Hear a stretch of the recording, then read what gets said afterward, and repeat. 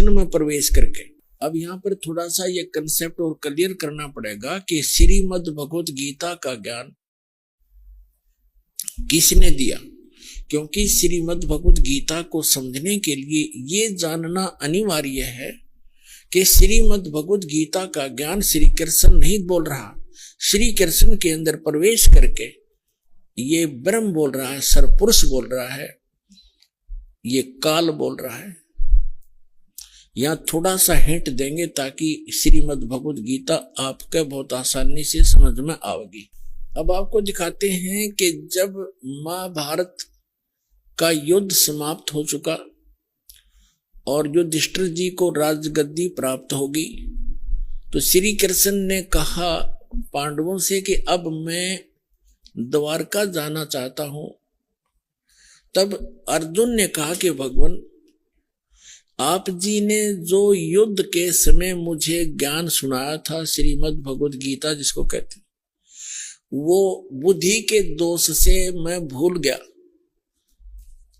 उसी ज्ञान को प्रभु एज इट इज सुनाना, फिर से सुनाना, हमें एक सत्संग करके जाना ताकि हम आपके द्वारा दिए गए वचनों के आधार से हम अपना आगे राज्य भी करें और जीवन भी सफल करें। तो उसके विषय में आपको दिखाते हैं। ये है संक्षिप्त महाभारत द्वितीय खंड, गीता प्रेस गोरखपुर से प्रकाशित है।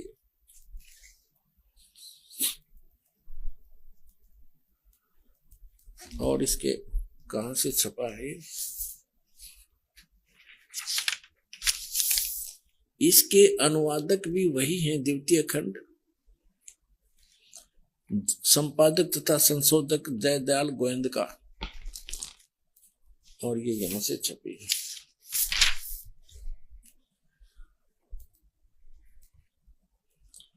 अब हम इसके आपको 667 पृष्ठ पर ले चलते हैं। ये है 667 पृष्ठ।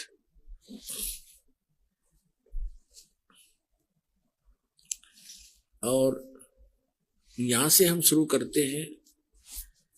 अश्वमेधिक पर्व, अर्जुन का श्री कृष्ण से गीता का विषय पूछना और कृष्ण का अर्जुन से सिद्ध महर्षि और कश्यप का संवाद। यहां देखिए, जन्मे जय ने पूछा, ब्राह्मण, शत्रुओं का नाश हो जाने के बाद जब महात्मा श्री कृष्ण और अर्जुन सभा में बैठकर वार्तालाप कर रहे थे, उस समय उनमें क्या क्या बातचीत हुई? तो वैशंपायन जी ने कहा, राजन, श्री कृष्ण सहित अर्जुन ने जब अपने राज्य पर पूरा अधिकार प्राप्त कर लिया तो वे दिव्य सभा भवन में आनंद के साथ रहने लगे।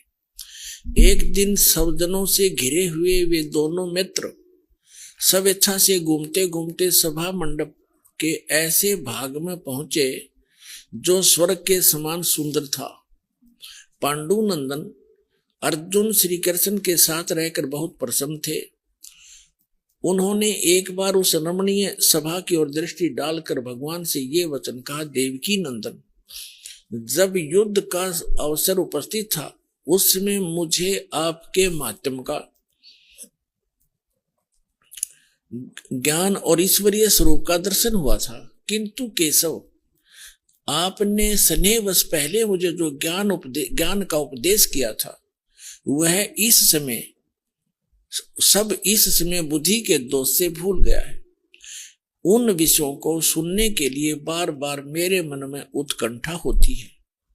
इधर आप जल्दी ही द्वारका जाने वाले हैं, अतः पुनः वह सब विषय मुझे सुना दीजिए। अब कहने का भाव ये है कि अर्जुन कह रहा है कि कृष्ण जी से कि आपने युद्ध के समय जो मुझे गीता वाला ज्ञान बताया था, मैं बुद्धि के दोष से भूल गया, मुझे वही ज्ञान फिर बताओ। अब श्री कृष्ण जी क्या कहते हैं, देखिए, वैशंपायन जी कहते हैं अर्जुन के ऐसे कहने पर वक्ताओं में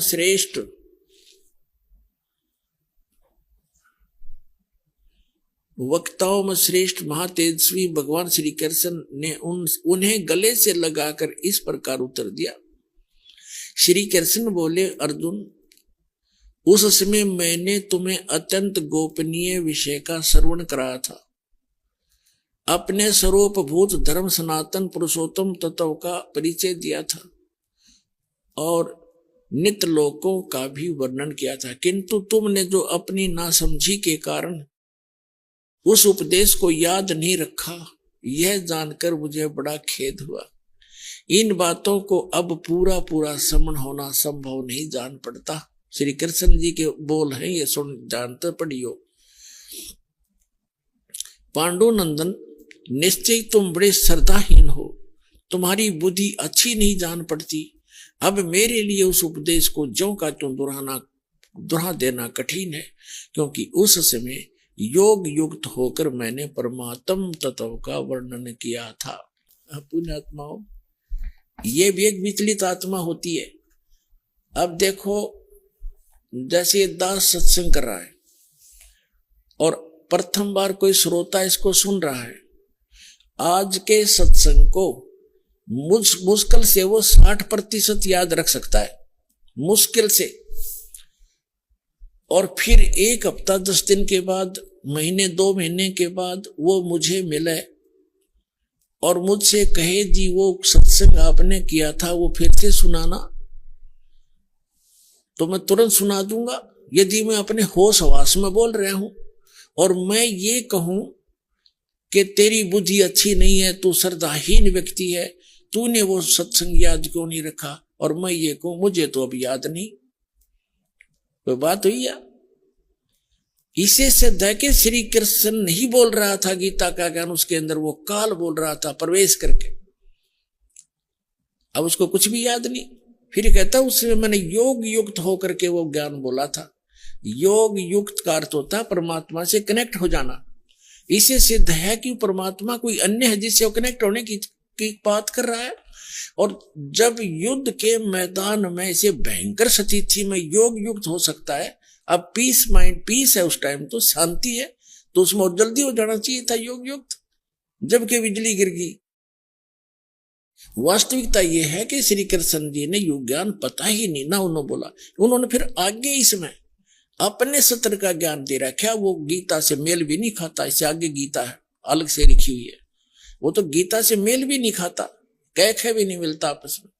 तो कहने का भाव यह है कि श्री कृष्ण में प्रवेश करके यूं काल बोल रहा था। इसके बहुत से प्रमाण हैं। जैसे अब पहले तो ये प्रसंग क्लियर करता हूं कि जैसे अब श्री कृष्ण में प्रवेश करके काल बोला था, और ये काल कौन है? ये ब्रह्मा विष्णु महेश के पूज्य पिताजी हैं। और गीता अध्याय नंबर 4 के श्लोक नंबर 5 और 9 में ये क्या कहता है कि अर्जुन, तेरे और मेरे बहुत जन्म हो चुके, तू नहीं जानता, मैं जानता हूं। मेरे जन्म और कर्म अलौकिक हैं। इसके कर्म अलौकिक कैसे है? जैसे श्री कृष्ण में प्रवेश करके प्रेत की तरह गीता का ज्ञान बोल दिया। अब आज तक यही रट लगा रखी थी, श्री कृष्ण जी ने गीता बोली, श्री कृष्ण जी ने गीता बोली, और बोली काल ने कृष्ण जी को तो पता भी नहीं मैंने बोला क्या था गीता में। श्रीमद् भगवत गीता अध्याय नंबर 7 के श्लोक नंबर 24 और 25 में ये स्पष्ट करता है गीता ज्ञानदाता कि अर्जुन, ये बुद्धिहीन मनुष्य जो सामने खड़े हैं आज, ये सोच रहे होंगे कि मैं श्री कृष्ण हूं। ये मुझ अव्यक्त को व्यक्तिम आपनम मनन्ते अबुझा। मुझ अव्यक्त को, व्यक्त माने गुप्त रहता हूं, मैं अपनी योग माया से छुपा रहता हूं, कभी किसी के सामने नहीं आता। और श्री कृष्ण जी तो सामने खड़े थे। श्री कृष्ण होते ये वचन कहते तो सामने खड़े थे, वो छुपे का। तो ये कहता मैंने प्रतिज्ञा, मेरी ये अटल प्रतिज्ञा है तो ये घटिया, पर मैं ये मेरी अटल प्रतिज्ञा, अविनाशी प्रतिज्ञा है, मैं कभी किसी के सामने नहीं आता। तो ये क्या करते रहे, जैसे आपने आपको बहुत बार दिखाया है, श्री शिव पुराण के अंदर, शिव महापुराण के अंदर, रुद्र संहिता के अंदर आता है। एक बार ब्रह्मा और विष्णु का इस बात पर युद्ध हो गया। ब्रह्मा जी कहते हैं मैं सारी सृष्टि का रचनहार हूं और आपकी भी उत्पत्ति मेरे से हुई है, विष्णु जी को कहते हैं। और विष्णु जी कहते हैं कि आप मेरी नाभि कमल से उत्पन्न हुए हो, मैं सबका, सारी सृष्टि का रचने वाला मैं हूं, सबका पिता हूं, तू मेरा पुत्र है। ब्रह्मा जी कहते विष्णु जी के तू मेरा पुत्र है। अब इनको ये भ्रम कैसे हुआ? इनको ये भ्रम ऐसे होता है जैसे ऋषि लोगों ने समाधिस्थ होने की चेष्टाएं की और इसने प्रतिज्ञा कर रखी है मैं कभी अपने ओरिजिनल रूप में दिखाई नहीं दूंगा, किसी को दर्शन नहीं दूं। तो इसने क्या की, ये क्या करता है, जैसे ऋषि महर्षियों ने समाधिस्थ हुए और समाधि दशा में किसी को ब्रह्मा के रूप में दर्शन दे दिए, तो उसने, उस ऋषि ने सब जगह जो है गुणगान कर दिए कि ये ब्रह्मा जी स्वयं मालिक है, ये अपने आप को छुपाए बैठे हैं, ये जगत पिता है, मैंने समाधि दशा में इनके दर्शन हुए। इस बात से ब्रह्मा जी फूल गए, 10, 20, 50 ने ऐसे कह दिया और किसी को विष्णु जी के रूप में दर्शन दे दिए। तो उसने कहा कि विष्णु जी यही पूर्ण परमात्मा है, मैंने समाधि दशा में इनके दर्शन हुए, ये अपने आप को छुपाए हुए, ये जगत के मालिक हैं, जगत के रचने वाले हैं, ये सारा समर्थ है। तो उससे विष्णु जी को भ्रम हो गया कि मैं ही रचने वाला हूं, सारे मुझे ही कहने लग रहे। किसी को शंकर भगवान के रूप में दर्शन दे दिए समाधि दशा में, अंदर अंतःकरण में। तो उसने बता दिया कि शंकर भगवान जो ये बैठे तमोगुण, यही सर्वशक्तिमान है, कालज्ञ, मृत्युंजय, सर्वज्ञ, सर्वपुष, सारी सृष्टि के रचना।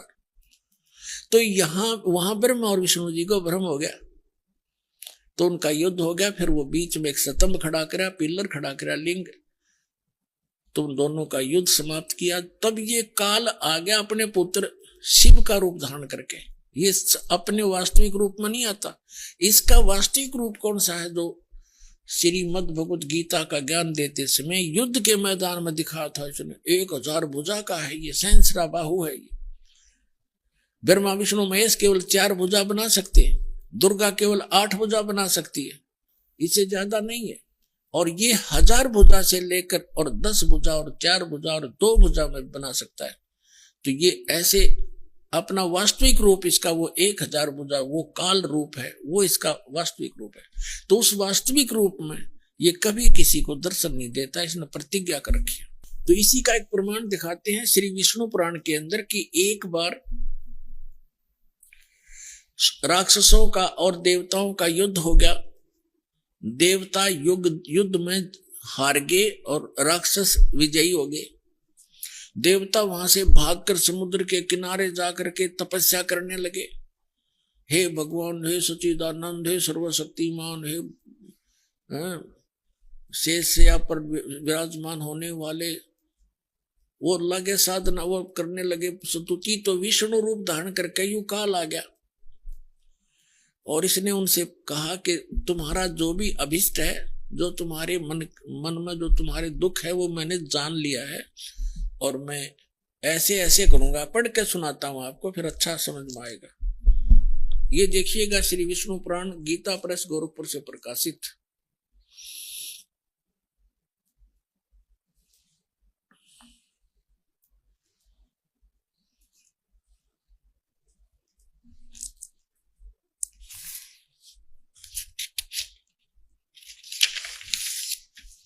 इसके अनुवादक को, कौन है अनुवादक? श्री मुनीलाल गुप्त, श्री मुनीलाल गुप्त। और ये कहां से प्रकाशित है, कहां से छपी है? ये यहीं से प्रकाशक व मुद्रक है, गीता प्रेस, गोरखपुर, गोविंद भवन कार्यालय, कोलकाता का संस्थान। ये इनके फोन और फैक्स। ये है चतुर्थ अंश और ये 233 पृष्ठ पे हम यहां पढ़ेंगे।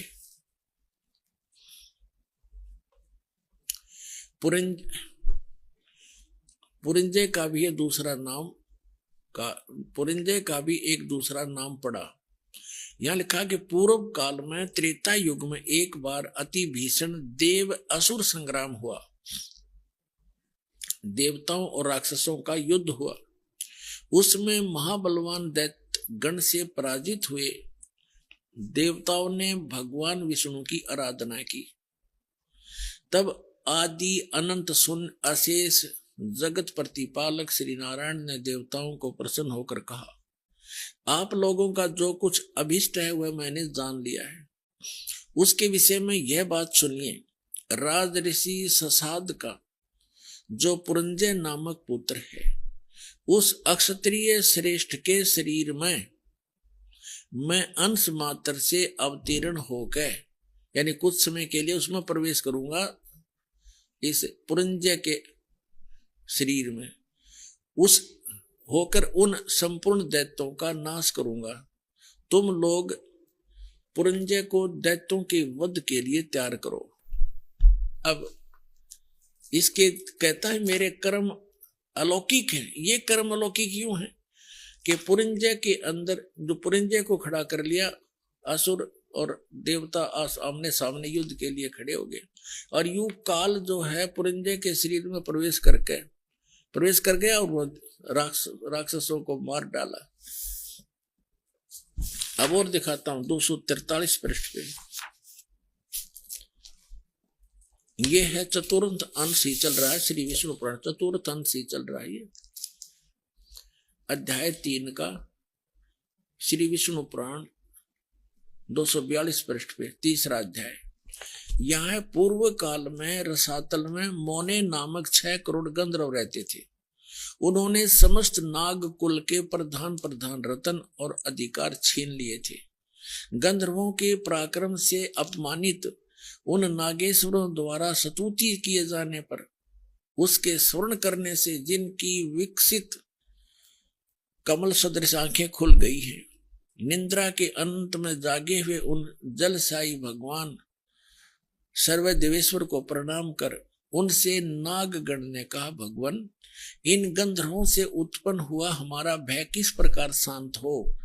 तब आदि अनंत भगवान पुरुषोत्तम ने कहा, यु काल आ गया विष्णु रूप धारण करके, योनासव के पुत्र मान धाता का जो प्रकुत्स नामक पुत्र है, उसमें प्रविष्ट होकर मैं उन संपूर्ण दुष्ट गंधर्वों का नाश कर दूंगा।